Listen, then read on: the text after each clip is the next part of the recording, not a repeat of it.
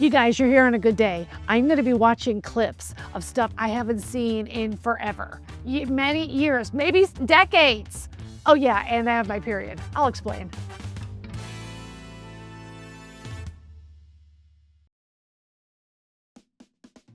Hi you guys, I'm Kathy Griffin and welcome to Kathy Griffin Talk Your Head Off. Well, I have an announcement. I have my period again. That's right, I'm menstruating right now. I'm 64. We'll get into that in a minute. First thing I'm just gonna acknowledge is that I'm wearing a Valentino shirt that I like. I know it's not for everybody, I've heard, but look at the tits. I'm not sure why. Okay, it's the bra.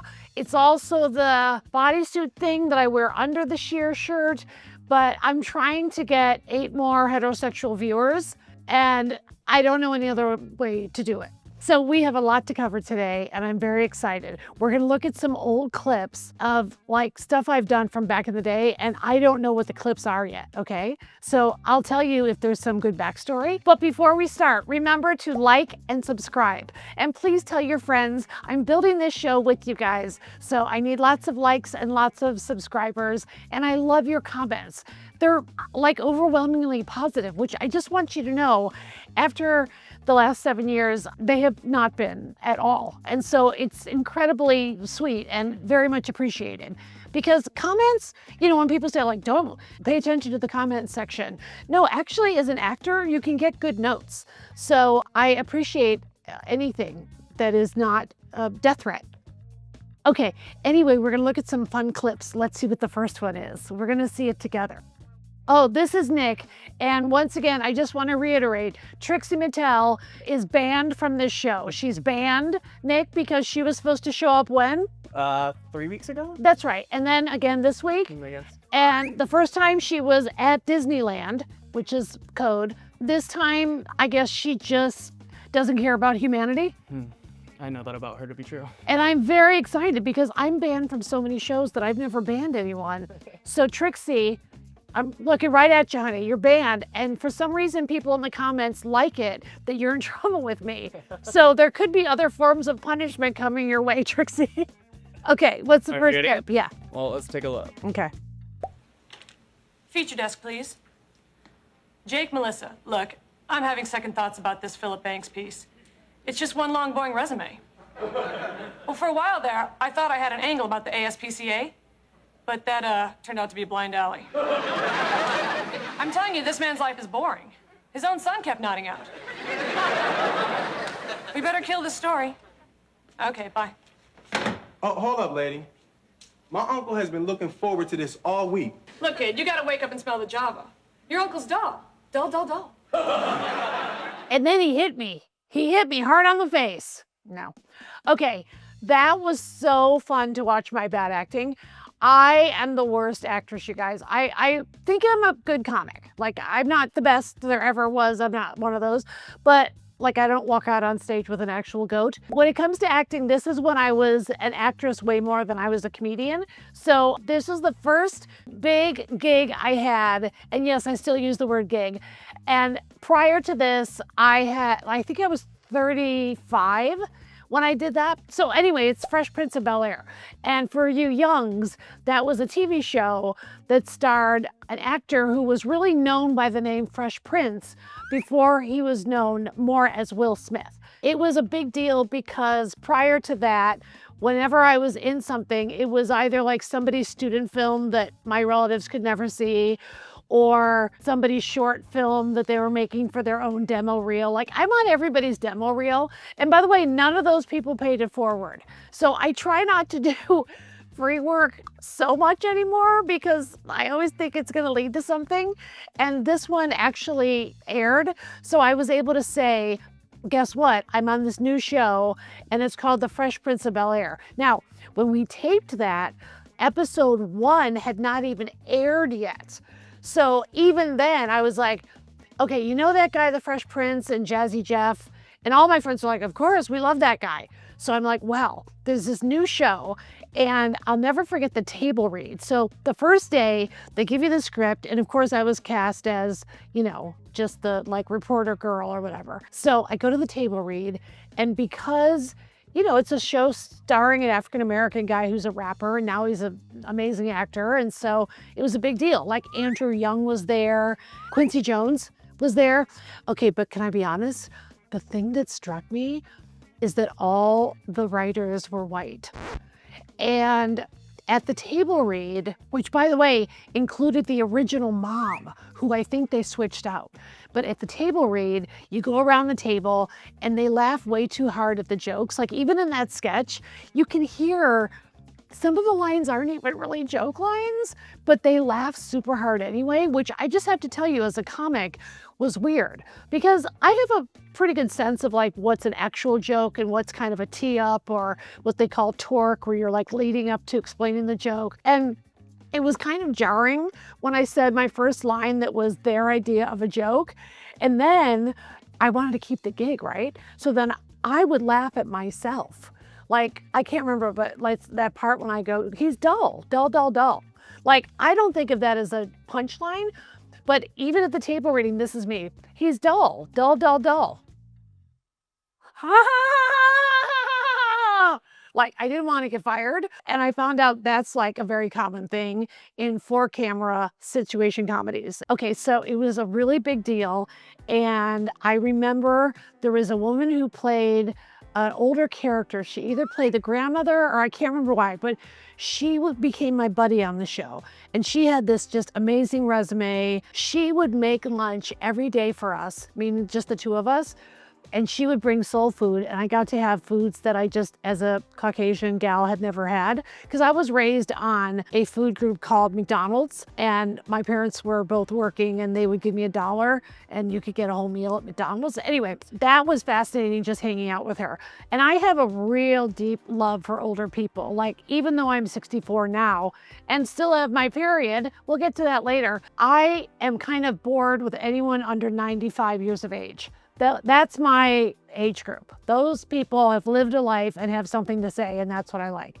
So I hung out with her most of the week, and Will did not talk to me until show day. So you rehearse and rehearse and rehearse, and they changed the lines, and I was just a guest star. That's like the title, which I know sounds silly saying star, but they really do call it a guest star part.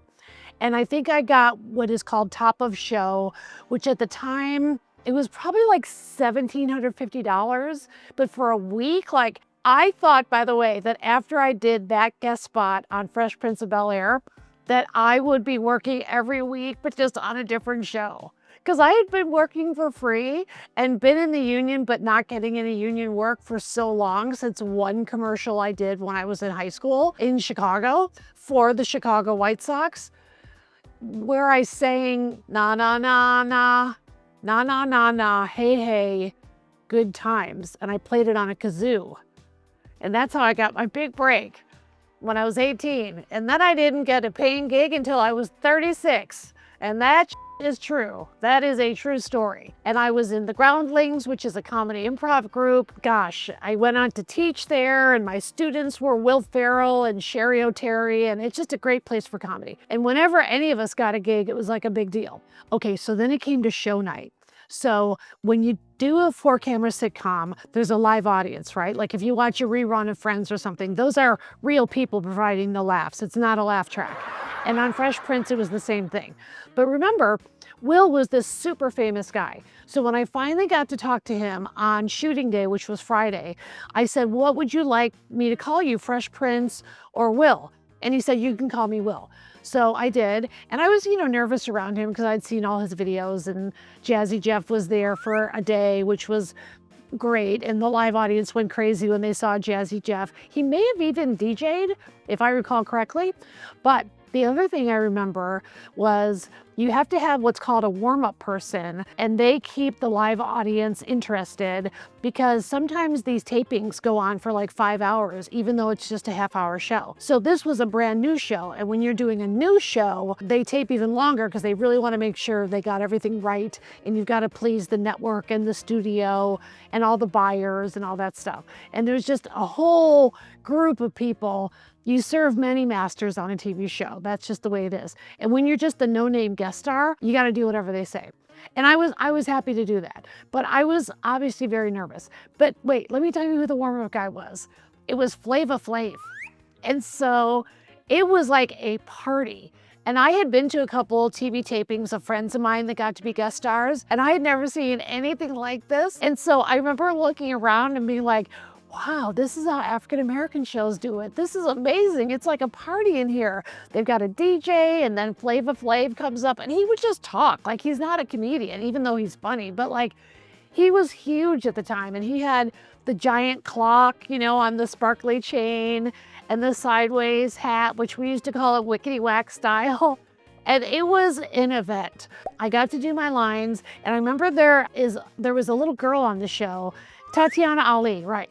And you guys, I never forgot her because she was like, I mean, maybe like 9 or 10 at the time. And she was so good. And I think she was the most professional one on the whole set. She was like a machine. And I remember thinking, whoa, that kid is like way more trained and way more well-behaved than I am. But one thing I do remember that happened all week, and this is just the nature of actors, and I'm making fun of myself while I'm making fun of them, but like every time there was a stop down in rehearsal, one of the stars of the show, like of the regular cast that was on, you know, every week, they would stop and they'd be like, I have an idea for this scene. And usually an idea for the scene means maybe you're gonna do something physical that they hadn't thought of. Maybe you stop and take a drink of water in a funny way. Maybe you do a spit take or, you know, whatever it is.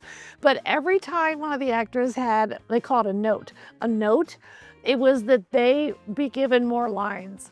And I thought that was so funny. Every single note was like, I think my character would have a lot more to say in this scene.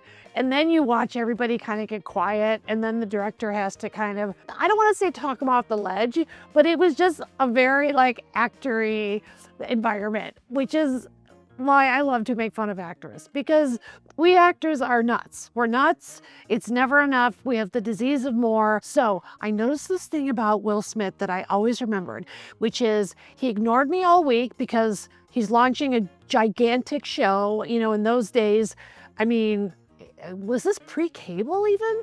I think HBO was around. Anyway, it was still a big time when the 3 big networks were like ruling the roost.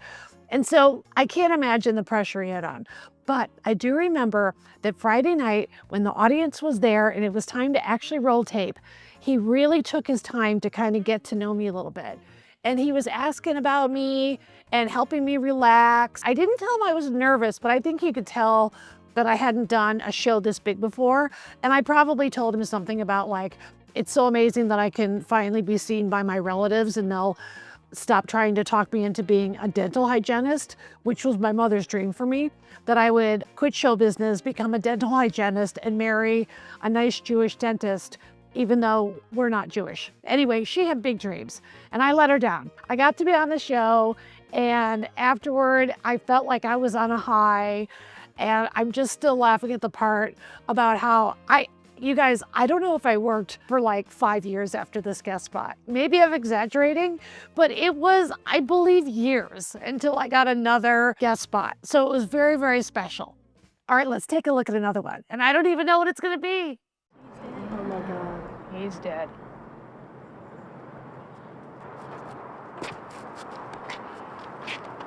If you need someone to go to court, I will be glad to help, okay? That guy was a drunken maniac. He hit you, and then he crashed into that car.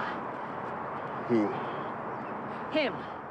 I've never said this before because I'm pretty humble, but that's from a little film called Pulp Fiction, directed by Quentin Tarantino. And that's the scene that caused that film to win the Palme d'Or award at the Cannes Film Festival. Now, no one has officially told me that, but you know how I'm an instinctual artist, and I think my three lines in Pulp Fiction are what really put it over the top. Now, that was an amazing set to visit. I didn't get to go to the table read, which, you know, I'm sure would have been star-studded. Although, can I just tell you a quick sidebar? Quentin had me go to the table read of another film that his friend Steven Soderbergh was directing called Out of Sight, starring George Clooney and Jennifer Lopez. But the table read for that was at Danny DeVito's house, his actual house. So I'd never been to a big star's house like that. And one thing I noticed is that there were like stanchions and ways to close off the rest of the house, which was very wise on Danny's part because I would have given myself a tour, a very lengthy tour, and taken some cutlery. But I didn't because I'm an artist. And I remember George Clooney being so nice to me because I knew him. I was on a show at the time called Suddenly Susan with Brooke Shields at Warner Brothers, and he was on ER at Warner Brothers. And somehow, like, I met him in like the lunch line or something. And then I brought my mom and dad to set, and then he let my mom and dad bring their folding chairs and watch them tape ER. And then he would play basketball during the breaks, and he let my mom and dad bring their folding chairs and park them outside where they would play basketball on the Warner Brothers set. And he was so nice to my mom and dad. So how could I not love him? Anyway, I go to this table read, and Lena Olin, the actress, played the Jennifer Lopez part. So I never knew the backstory on that, but I've always been curious. And George Clooney, of course, played George Clooney. And I didn't know what Steven Soderbergh looked like. So I accidentally sat next to him, which was not appropriate. I have to just tell you this because it's funny. I don't know the name of the actress of the role, but the role that I read in the table read, just so the director can get an idea of what the film would kind of sound like, the role was actually for an African-American actress, and an African-American actress went on to play the role. So I will be honest, when it came to my part, and I was gonna read those lines, I just kind of affected a Southern accent. Because I was like, okay, this is clearly not written for a Caucasian lady, but I am so pale that I'm basically an anatomy doll and you can see through me to my organs, especially in this shirt. Seriously, my tits. Can we even stop talking about it for 1 second? That was just another table read story that I thought I'd blow your mind with.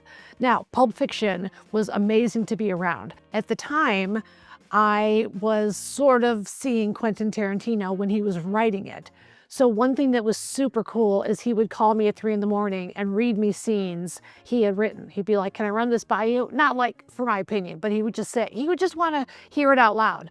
And that was really fun and cool and like inside. So when I went to set, there's Bruce Willis. And I remember he had this gigantic trailer. I'd never seen a trailer this big in my life. And I found out it had a gym inside. When you're a big action star like Bruce Willis, who had been doing action movies, and this was more of like a hardcore acting role, but Quentin really, really believed in Bruce. Bruce and his then wife, Demi Moore, had come to see me at the Groundlings, and that was a really big deal because we went out to dinner afterwards, but it was like a 20-person dinner, so I'm not saying they remember. But what was weird is that Demi had done a movie with my friend Bobcat Goldthwait, the comedian, and Bobcat was a big supporter of mine. And he said, I'm gonna bring Bruce and Demi to the Groundlings to see you. And I was like, what? Because, you know, I've always been starstruck. It's not a new thing. And when we got to go to this big dinner afterwards, because Bobcat had done a movie with Demi, it was so interesting. Like whenever I'm in situations like that, sure, I'll be inappropriate and try to make jokes like you guys know me to do, but I also turn into a sponge and I just want to watch everybody's facial expressions and who they pay attention to and who they laugh at and who they listen to and who they don't. And it was just fascinating. Okay, so go to the set of Pulp Fiction. I didn't really talk to Bruce, and Ving Rhames, the character in this scene, we all know the famous scene with the gimp. And by the way, I also dated the guy that played the gimp. How about that? With the zipper mask, he was in the box. That was my friend Steve Everett. One thing Quentin did that was really cool is he cast 5 groundlings in little parts in Pulp Fiction. I didn't want to talk to Ving Rhames because, you know, a lot of actors are so method. They're just either in character or they're working on the scene. And I'm just the girl with a couple lines. He turned out to be super sweet.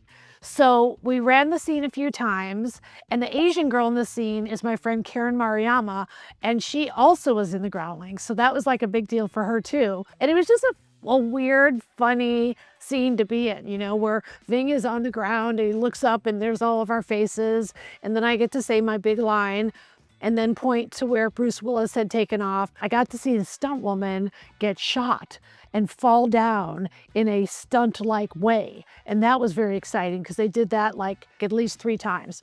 And the scene that I was in, I think I'm gonna say we did it about 5 times. Quentin likes to shoot a lot, and he wants you to be what's called letter perfect.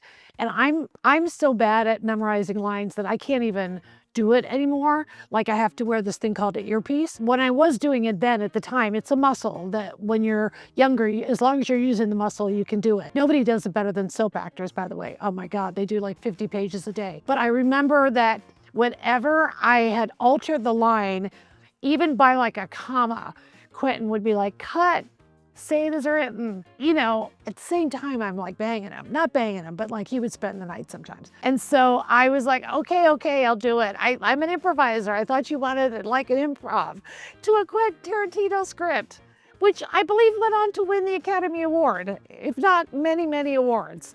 And it's considered one of the great films of this century, which I actually still think holds up. I watched it recently. So doing the scene was very exciting. We did it in a part of Los Angeles called Silver Lake. And every once in a while, I'll drive past that location and be like, that's where I got to win the Palme d'Or. But what I'll tell you was really exciting about that was going to the cast and crew screening and then the cast and crew party, which they had at the diner called something Slims. Jack Rabbit Slims, that's it. And it's where Travolta and Uma do their dance and they win the contest. So just going to that set was amazing because they had the vintage cars still there and stuff. Can I just tell you, it's still exciting, but it was so mind-blowing to just be like milling around and to just see Christopher Walken. Like I didn't talk to him. I was too afraid to talk to him. And you know, I think everyone's a little bit afraid of him. I think he's a comedy guy at heart. Anyway, it was just a wild party to be at. Like Travolta was there. And of course, I wanted to ask him about Scientology and what it's like to be a Sci-Tie. And I wanted to get him out of Scientology. But I was also telling myself the whole time at that party, like, don't do it, Kathy. Do not go up to John Travolta and try to get him to leave Scientology. Quentin is not going to like that. So it was a big inner struggle, but I didn't do it. But there's a little part of me now that regrets not doing it because that would have been, if nothing else, a very good chunk for my act. Anyway, even though I just had like one line, it was very exciting to be around the whole Pulp Fiction experience. Here we go, one more clip. Hi! Mediterranean seascape blue rapture with the Aztec gold interior? Hi. Originally silver, but repainted blue Honda with the cigarette burn in the passenger side interior. Hey, so you're one of the car owners, huh? I can't believe you guys did that to me. All right, first of all, I have an epic war with Ellen DeGeneres. And I have a loathing for her that is epic in size as well. Look, I know a lot of his jealousy, okay? I get it. She's way more successful than I'll ever be. And she's very, very talented. She's very funny. She's very naturally funny, by the way. So there you go. Let's get the compliments out of the way. And you're welcome, Ellen. That's way nicer than anything you have ever said about me or ever will. That was another big gig because, like I said, it was a show that was actually airing. So I go to the table read, and then Ellen is the last one to come in. And like I said, there's all these people around the table. It's not just the cast and the writers. There's producers and network people and studio people and stuff. And I had done a commercial for a company called Kenwood Stereos. And it was directed by a big director named Joe Pitka. I later went on to give him an award at the Directors Guild Awards, and it was really cool. The commercial, believe it or not, was kind of famous for its time, and it was very high concept. The direction he gave to me was, you're gonna sing the song, play that funky music, white boy, but imagine that there has never been any music in the world. Music has not been invented yet. So I just auditioned by reciting the lyrics in a very deadpan way. Yeah, they were dancing and singing and grooving to the music. And then okay, so I did it like that. And they put me in a Bob Mackie jumpsuit that Cher herself had worn on the Sonny and Cher show. There was a dancer there named Vince Patterson, who is a huge choreographer for Michael Jackson. And luckily I just had to stand there. Anyway, when I went to the Ellen table read, you know, people were sort of chatting, and then Ellen said, "Oh, you're that girl from the commercial." And I said, "Yeah," or I may have said which one, because I was doing a lot of commercials, luckily, at the time. She said, "You're the one who sings Play That Funky Music, White Boy." And I said, "Oh yeah, the Kenwood ad." I said, "It actually just won this Clio award," which is, they used to have awards for commercials. And they still have the Clios? What? I'm a multi-Clio winner. Where's my Irving Thalberg for the Clios? Anyway, I love Joe Pitka. I got along great with him, and he paid my rent for many years by casting me in commercials, and so I just adore him. Also, he's like a big blowhard, like he seemed mean, but he wasn't mean once you kind of stood up to him. He put me in Super Bowl ads. It was amazing. So anyway, Ellen goes, "Do it." And then everybody's eyes were on me. And I go, "What do you mean?" And she's the star of the show, right? So once again, she's the one I don't want to piss off. She goes, "Do it, do it the way you do the commercial." And you guys, it was just off. Like, it wasn't said with like a fun spirit or like, I don't know. If that was me and I was the star of a show, I just wouldn't do that to somebody who's like the day player. I wasn't one of the cast members. Everybody was looking at me. Probably half of them had not seen the commercial. I don't know. And I just felt like, okay, I'm just gonna say it. I felt like she was saying, "Dance, bitch, dance," in a way that was just, I kept trying to be like, "Oh, well, you know, it's not gonna work if I don't have the outfit on and all the wacky dancers around me. And oh, they were great, Ellen. They did all these dance moves that I found out were choreographed, but they looked like they weren't. And yeah, I'm really lucky to be in that commercial." And she kept going, "Do it." And then of course I danced, bitch. And I was just like, yeah, they were dancing and singing. And I'm telling you, you could hear a pin drop because I felt like the rest of the room was just going, I don't get what's so special about this. Ellen then didn't laugh or be like, "Yeah, that's what I was thinking about. Oh yeah, that's just like the commercial." She also then kind of looked at me like, "What are you doing? We've got to start working." And I felt like that set the table for our relationship forever, which was like the mind f***ery.